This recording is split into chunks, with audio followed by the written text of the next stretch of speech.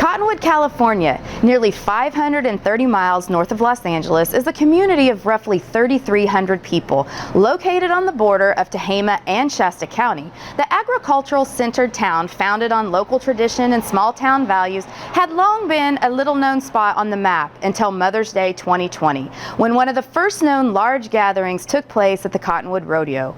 It was not only the first in California, but the United States, since the COVID-19 pandemic shut down the country in March. The rodeo widened divisions of a society already split and highlighted the tale of one state with two vastly different stories.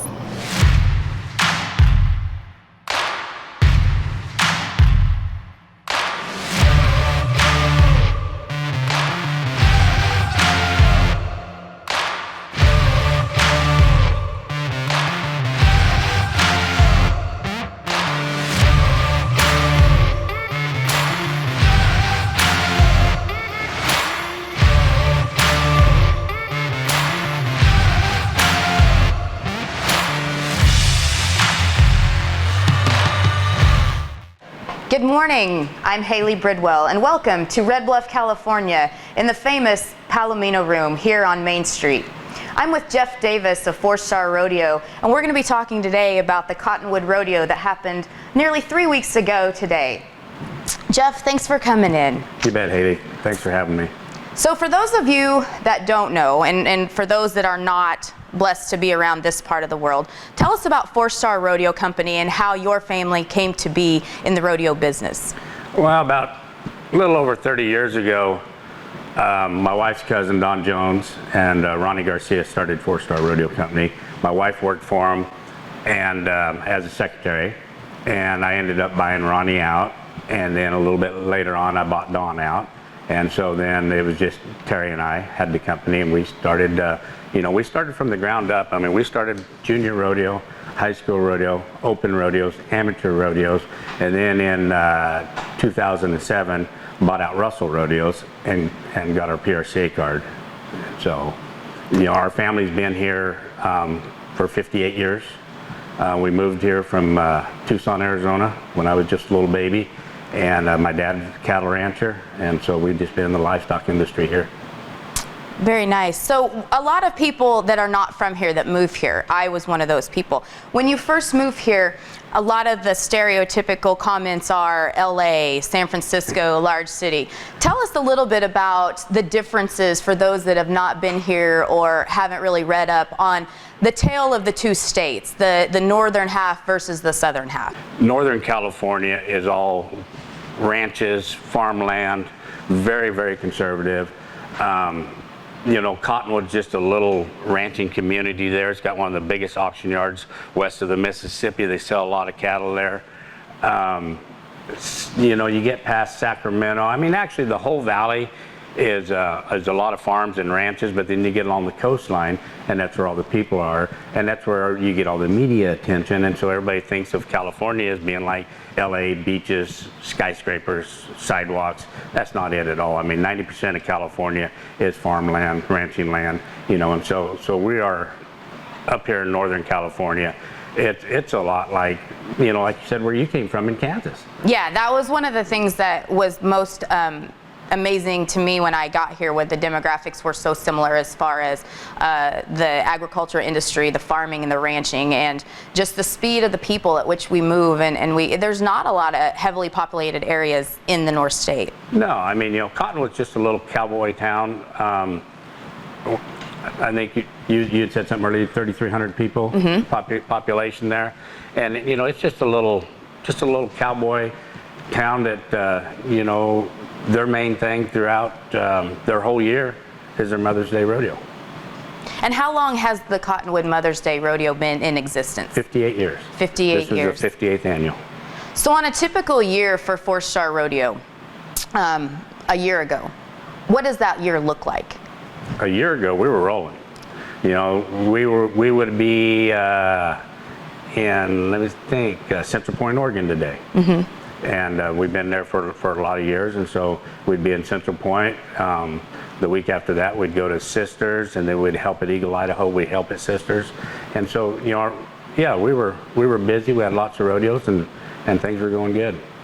And so now we fast forward to 2020, and we have this, you know, in January, we have this idea of COVID and the coronavirus. And at the time, you guys were in Texas, correct? You were at San Angelo, Fort Worth. You were subcontracting livestock to those rodeos.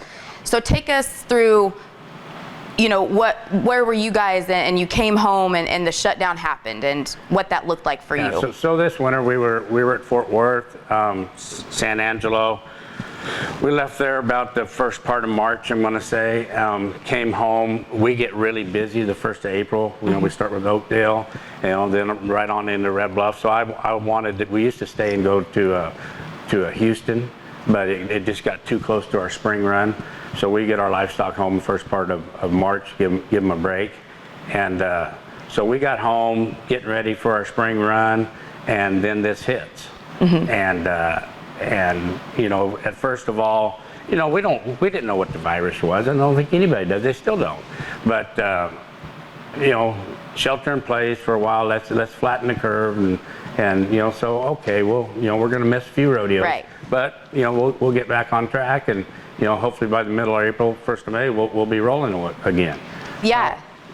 That's kind of, I think, how a lot of us in the rodeo business especially felt. So at what point into the shutdown and the lockdown did you start to turn from, oh, this isn't just a flattening of the curve, I'm frustrated, I don't know what this looks like for my business, this is dire straits? Like, at what point was that?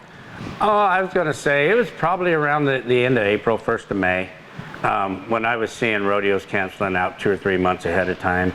And I you know, was trying to do as much homework on the virus as I could, and where we were in our very rural area,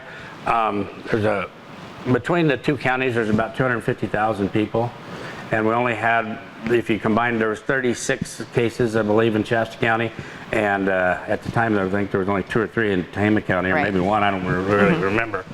So out of 250 people, we only had very few cases. So, you know, I got to looking at. I don't think this is really, you know, fitting in with what we do and what we believe in. So you and Terry were at home, or where were you when the idea of, hey, maybe we're going to do the Cottonwood Rodeo, or was it instant? Was it something you thought about for a while? How did that thought come into your head and get to the point where you said, okay, this is what we're doing? Well, the Cottonwood Rodeo is kind of a unique rodeo for us, because we are the committee.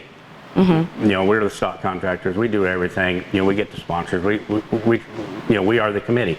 Myself, Terry, and Terry's cousin Cody Jones, which owns the facility. So we never did cancel. We never put it out there publicly to cancel. I always had it in the back of my mind, if things flattened out and it looked like it was going to be safe enough, that we would go ahead and do it. And so I never publicly put it out there that we were canceling. It was the week before the Cottonwood Rodeo. We were at the ranch down at the arena, and there was a bunch of people over there roping. The kids were there, the grandkids were there, they were practicing roping, and somebody brought up, well, what are we going to do next weekend, Mother's Day? You know, we don't have no Cottonwood Rodeo. And I'd been thinking about this. I said, you know, let's just have that rodeo. And, you know, kind of got everybody's attention, like, what? Are you serious? I said, yeah.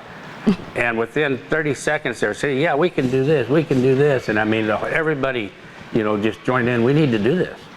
So I said, the main thing, I have to get it insured. If I can get it insured, I will do it.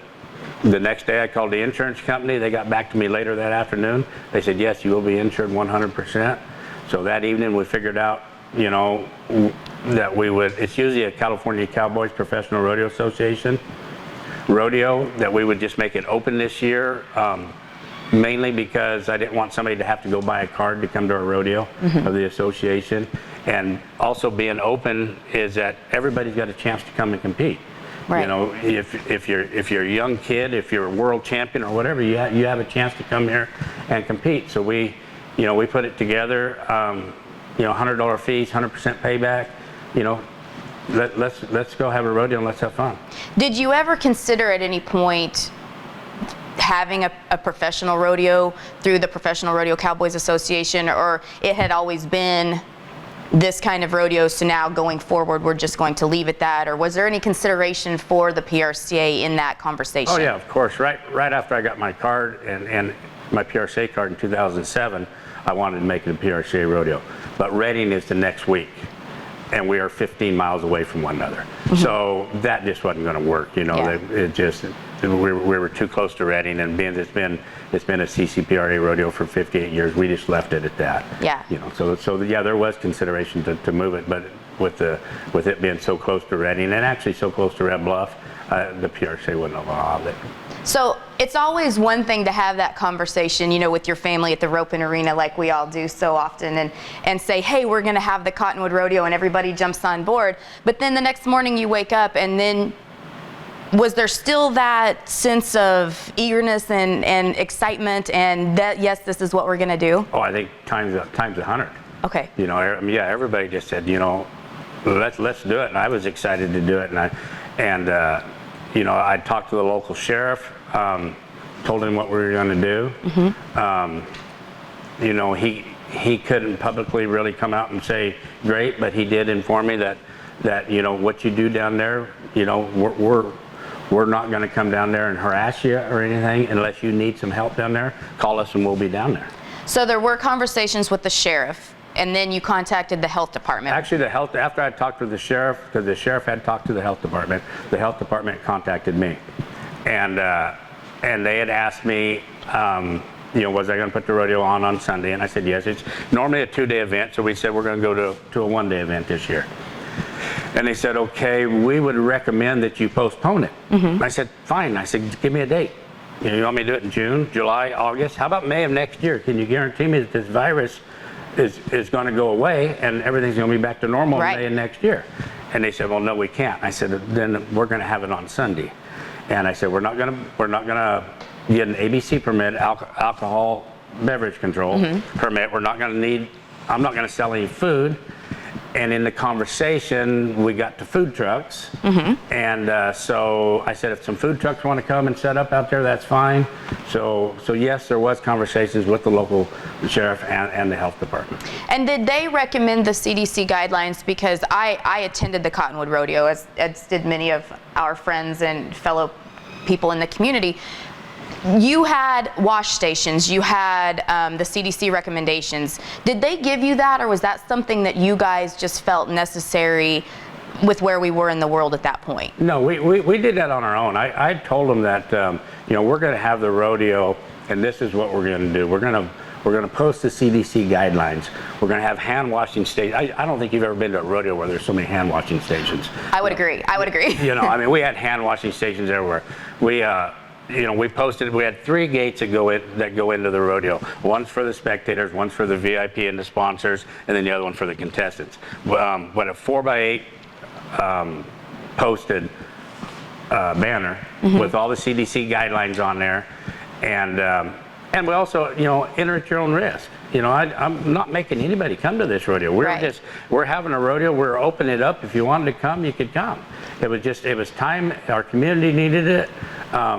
The contestants needed it, and it was time to open up. So by traditional standards, you guys did not advertise like a typical rodeo would. There were no print media ads ran, there were no commercials on local television or national television. So it was pretty much just a Facebook flyer that went out and thus went from there. Yeah, it was. By Tuesday, when we finally got to go ahead to do the rodeo, we didn't have time to advertise, and so we just thought it was mainly for the contestants and for our community that wanted to come. So we didn't advertise it, and so there was a flyer put on Facebook, and along with the entry information put on Facebook. That was the only advertising that was done. So as these Facebook shares keep happening, because it went. I think in an hour it had been shared 100 and some times, and it just kept growing. At any point as you saw this, did you think, oh, this is going to be a bad idea, or was there any hesitation in your decision? No, I don't think there was. I think there was no hesitation because I just got more people called and said, are you really doing this? I said, yeah, well, thank you. We're going to enter. How do I enter? And I said, go on Facebook and find out how to enter. And, the only hesitation I had was, how am I going to get all this done in one day? Yeah. With all the contestants. Right. And, but, we had lights. And, everybody jumped on board. I mean, from you guys and Tim coming to help, and, Bob Marriott, Matt Twitchell, everybody came there to donate their time. And, so, which it ended up, they didn't have to donate their time. But, I mean, everybody was just so eager to do this, and so much behind us that, no, I don't think I ever had any hesitation once we got started, to do it. So your contestant numbers, you said that, how are we going to get this all done in one day? How many contestants on an average year enter the Cottonwood Rodeo? Probably around 200. And that day? 360, or 377 actually, I think is what it was. So almost double the number of contestants. Yeah. So that morning, as you're getting ready for slack and you've got this massive amount of contestants, and you pull into the arena there and the grounds there at Cottonwood, what was going through your mind as you drove in there that morning? It was just like, finally we're back. We're going to live today. Yeah. It was it was really kind of a tear-jerking moment there. People were so happy. Yeah. So that's kind of when I pulled in there and seen them people, and I mean, there was people came in there the night before, set up their tents and stuff, their shade tents along the bleachers, and and then all the contestants that were there and camped overnight. It was like an old-fashioned rodeo, an old school. Yeah, it felt good to get back to, my family commented on that very thing, how it felt normal for once, and throughout all of this pandemic, it brought back a sense of normalcy and feel good for us. So. Yeah. That day was beautiful. Oh, it was awesome. The sun was shining. Steve Kenyon from Texas did a wonderful job with the announcing, and everybody had such a good time. And at the end of the day, it was a well-needed event for everyone. And then the backlash began. Yeah. At what point did you begin to get the backlash, or did you begin to have a sense of, oh, there's some people that didn't support this or didn't agree with this decision? Well, yeah, there's, we live in a free country. So, I mean, people, they could choose to come to the Cottonwood Rodeo. They could choose not to come to the Cottonwood Rodeo. They could agree with what I did, or they could disagree with what I did. So that doesn't really bother me that much. What bothered me more was the false information people were getting and or posting or whatever. So, I mean, I was probably kind of hard to get a hold of on Monday. Yeah. I didn't talk. There was media that called me from New York to LA to all over, and I didn't want to talk to them because I talked to them before, and a lot of them took what I said out of context and didn't really print or show what I meant. They showed the bad. So even leading up to the rodeo, it was out of context. Yeah, there were some things that were a little bit out of context. And what they did afterwards, they took my interview before and used that. Did they ever, you and I kind of touched on this briefly, in just, we're friends, our families are friends, we have conversations. They had talked to you beforehand, like we said, and you said, did they ever come back around then and do any real meaningful or valid follow-ups to try to give both sides of this story? Not at all. Not at all. And they called the other day. They talked to the health department a couple days ago when we were at 16 days with no cases from the Cottonwood Rodeo.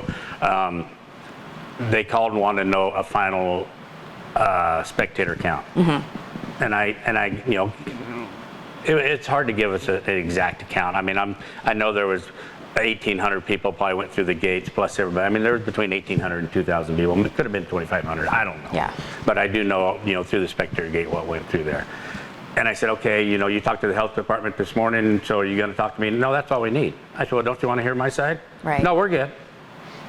So, no, then nobody's contacted me to find out our side of the story. The rumors around this community, both Shasta and Tehama counties, were immediate after the rodeo that this had delayed or was going to delay the governor's reopening of Shasta County in phase 1. At any point, were you aware of this? Did you have a feeling on this? And then what happened? Did it delay the opening? Yeah, of course. I mean, I seen that letter and my heart sunk. I mean, that's the last thing I wanted to do was to delay our county. I mean, that was totally against what I was trying to open our county up, you know. So yeah, my heart sunk when the health department, which I had talked to the week before, that also permitted the food trucks to come there, inspected the food trucks the day before. The same health department, Shasta County Health Department, knew these trucks were going there, permitted them to go there, and then on Monday writes a letter that, you know, they were totally against this whole thing. If they were totally against it, why did they allow the food trucks to come there? Why did they allow them to be inspected and permitted to come to our event? And then they write this letter that we're going to delay, that the governor has said that we're going to delay the opening of Shasta County for 14 days. I'm not sure the governor ever said that, but the next day we opened up. Right. So I think it was just, somebody got their wires mixed up there. And we're all aware of the misinformation that happens with the media and the very biased sides that they take in so many situations, especially in this day and age. Did you feel like it was their responsibility to go back and to right some of these wrongs, that they had helped create a bigger division in this country, that's in this community that's really divided on this pandemic topic? Did you feel that they needed I did feel that they were trying to divide us. You know, it was still on 2 nights ago. You know, it was on the news 2 nights ago. They just can't seem to leave the negative part of it alone. Right. But they did come out and say Cottonwood Rodeo did not cause any new cases in Tehama County. Right, and just so we're all clear, the case count in Tehama County and Shasta County since the Cottonwood Rodeo is a total of 6 new cases. No deaths have occurred since that day, and the health department is still very hesitant to say this was an event that showed us any positive situations in large gatherings. Yeah, I mean, there's been, of the 6 new cases, none of them have come from the Cottonwood Rodeo. Right. And the health department, they have, they haven't said, well, Cottonwood Rodeo happened and nobody got sick at the large gathering. Right. So, right. You know, we're good. But they won't say that. One thing I have to say is that, you know, an outdoor rodeo is a lot different than going to, you know, the grocery store or to Walmart. You know, that was one of the things that made me have the Cottonwood Rodeos. I went to Lowe's, and I don't remember what I was getting there, but it was so crowded, you know, and this was in late April, and I'm saying there's no, you know, there's hundreds of thousands of people, you know, hundreds or thousands, not hundreds and thousands, but, you know, going in and out of here and going in and out of Walmart every day. You know, we're going to be outside on 29 acres. If they want to social distance, they can. And so that was, you know, really one of the thoughts in the back of my mind was that, you know, Walmart can stay in business, Lowe's can stay in business, the other hardware stores and stuff are open. So, you know, why can't we open up? Yeah. So along the lines of the Walmart comparisons and the big chain store comparisons, people have gained a sense of comfort in going back into those places. I felt like Cottonwood Rodeo was right in line with some of those. They were following CDC guidelines if they chose to. They didn't have to.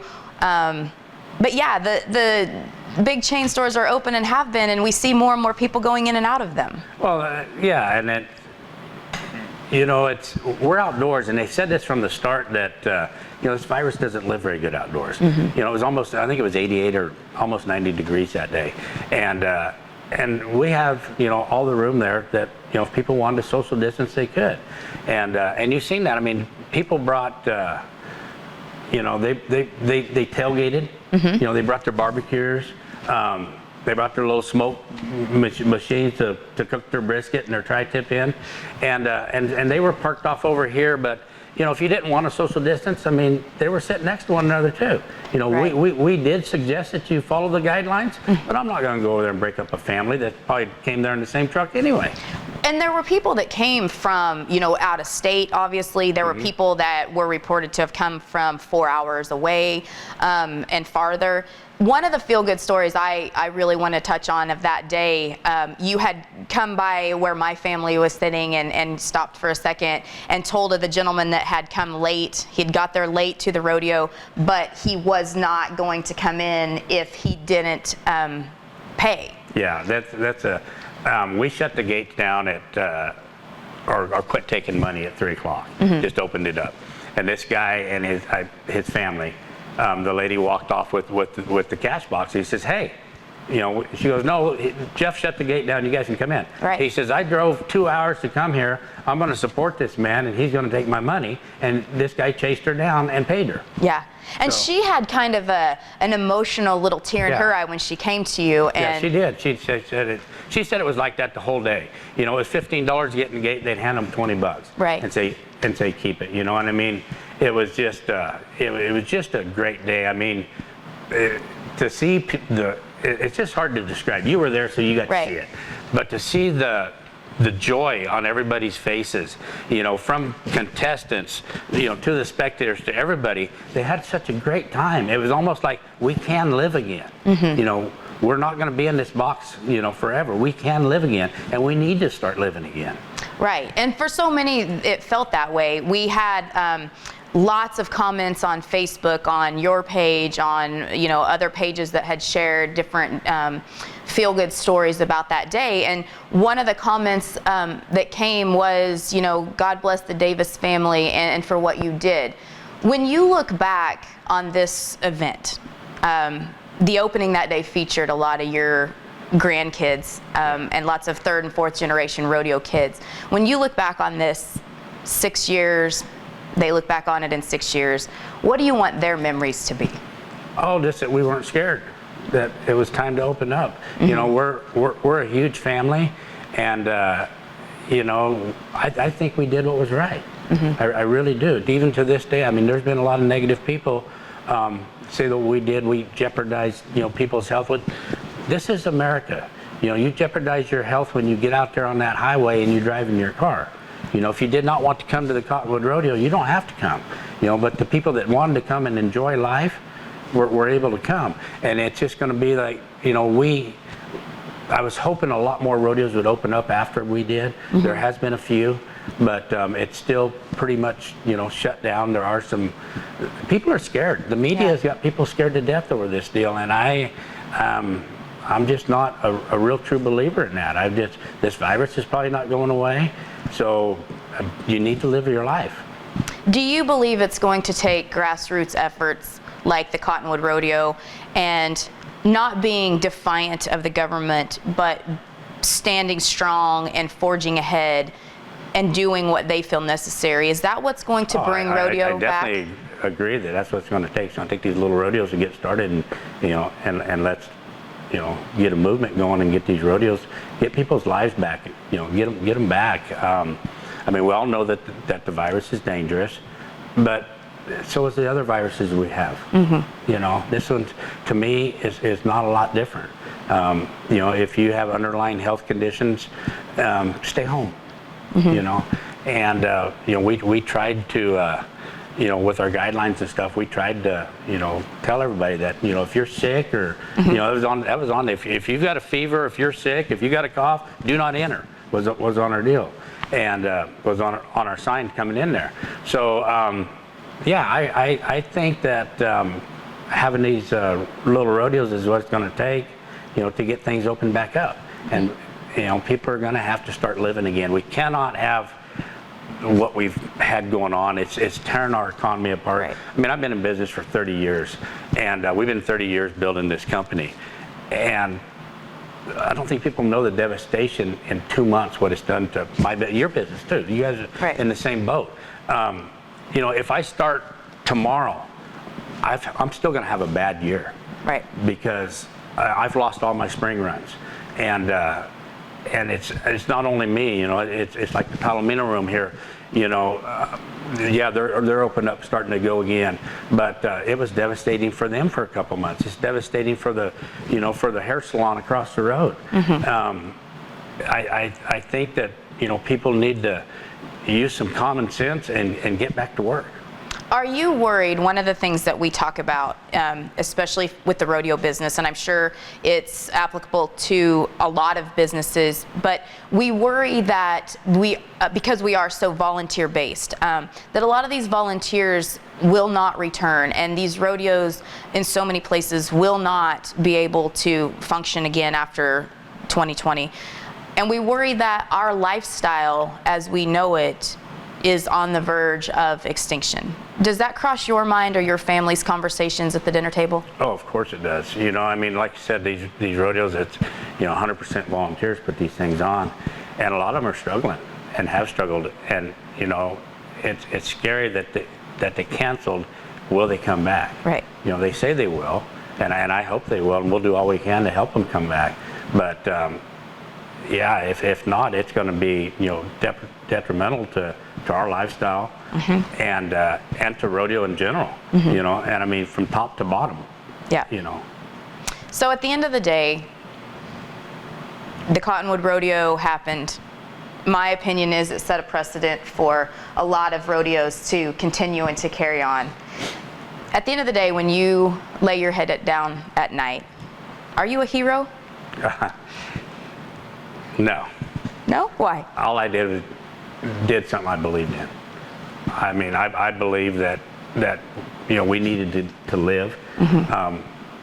We need to be free, and I don't see myself as a hero at all, because I had so many other people that helped put this thing together and were behind me. We just wanted to put on or have the opportunity for people to come and enjoy the day and to live again and to be free like we're supposed to be in this United States. This is home of the free. Land of the brave. Land of the brave. There you go. And so yeah, I mean, it's about freedom. And I mean, they're taking our freedom away. Right. And we cannot let them keep taking our freedom away. Yep. It's a free country, last I heard. Well, I appreciate you and your family and all that you've done for this community, this industry, and we just pray that safety is upon us all, and we just continue to live free and brave, and that we continue to do rodeos all across the land, and that we bring our industry back stronger and bigger in 2021.